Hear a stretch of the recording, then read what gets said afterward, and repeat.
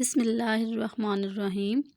اگر اپنے عام توے کو نان اسٹک توے میں بدلنا ہے تو آلو یا پیاز کے ایک ٹکڑے کو پہلے ہلکے گرم تیل میں بھگوئیں، پھر اس میں نمک اور سرسوں کا تیل لگا کر توے پر اچھی طرح سے رگڑیں۔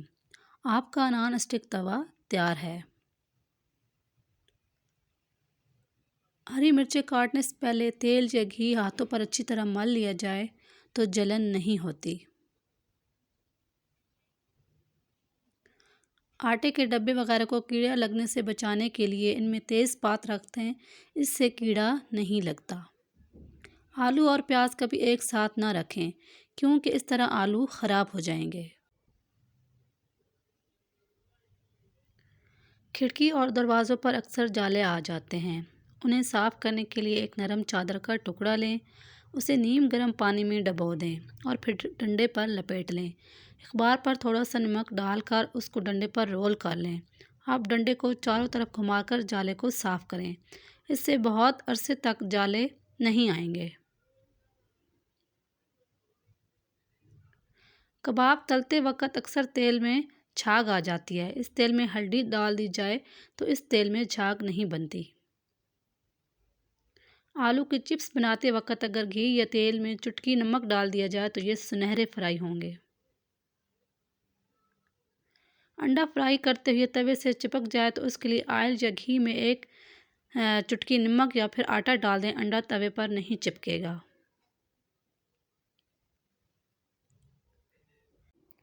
کباب یا کوفتے بنانے کے لیے جو قیمہ استعمال کریں وہ بالکل باریک پسا ہونا چاہیے۔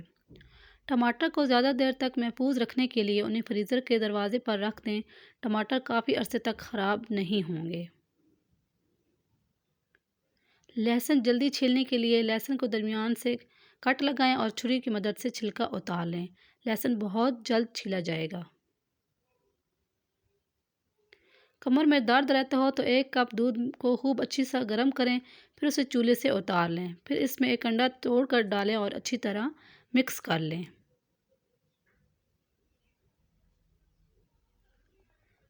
یہ آزمودہ نسخہ ہے۔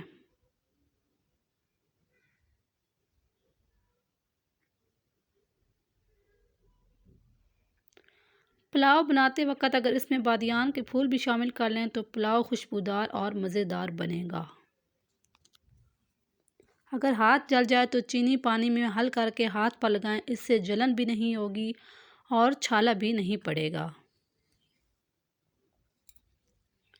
سنک کی نالی بند ہو جائے تو میٹھا سوڈا نالی میں ڈالیں اور اوپر سے اور سرکہ اور پھر کھولتا ہوا پانی ڈال دیں، سنک کی نالی فوراً کھل جائے گی۔ چینی کے ڈبے میں اکثر چمٹیاں آ جاتی ہیں، اس مسئلے کے حل کے لیے چینی کے ڈبے میں لونگ رکھ دیں تو چمٹیاں بھاگ جائیں گی۔ اگر روٹیوں کو نرم کرنا ہو تو گوندتے وقت اس میں 2-3 قطرے تیل کے یا لیموں کا رس شامل کر لیں۔ وقت کم ہو اور آلو جلدی ابالنے ہوں تو پانی میں تھوڑی سی ہلدی ڈال دیں، اس سے آلو جلدی ابل جائیں گے۔ چپس بنانے سے پہلے اگر آلوؤں کو تھوڑا سا نمک ملے پانی میں ملا دیا جائے، اس سے چپس خستہ بنے گی۔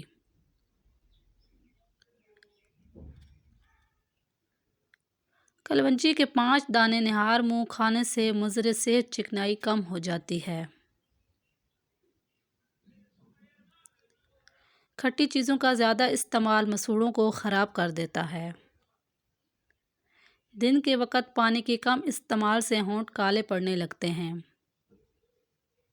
پیشاب کا انفیکشن ہونے کی صورت میں فالسے کا جوس ہر روز پیا کریں۔ دیسی گھی گرم کر کے کھانے سے جسم کا درد ٹھیک ہو جائے گا اور سستی تھکن قریب نہیں آئے گی۔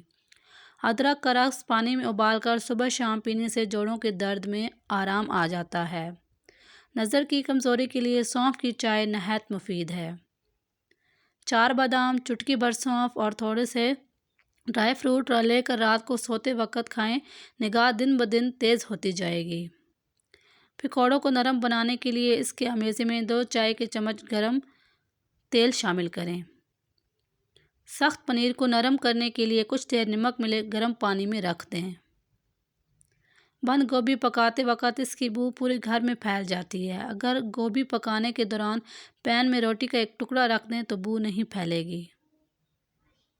سالن اگر پتلا رہ جائے تو اس میں 5 سے 6 عدد کاجو یا بادام کا پیسٹ شامل کر دیں، سالن گاڑھا اور خوش ذائقہ ہو جائے گا۔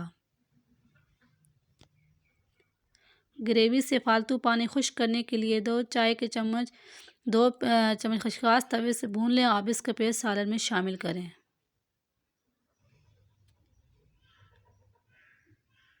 پکوڑوں کو نرم بنانے کے لیے اس امیزے میں 2 چائے کے چمچ گرم تیل شامل کریں۔ فریج میں رکھنے سے مکھن سخت ہو جاتا ہے، اگر اسے استعمال سے پہلے کش کر لیا جائے تو وہ گرم ٹوسٹ بآسانی سے لگتا ہے۔ ادرک کا چھلکا چمچ سے اتار کر دیکھیں، آپ چھری کا استعمال بھول جائیں گے۔ سیب، کھیرے اور آڑو کے چھلکے ضائع مت کریں، انہیں تازہ دھنیے، ہری مرچوں، ادرک، ناریل، نمک اور چینی کے ساتھ ملا کر پینے سے لذیذ اور غذائیت سے بھرپور چٹنی بنتی ہے۔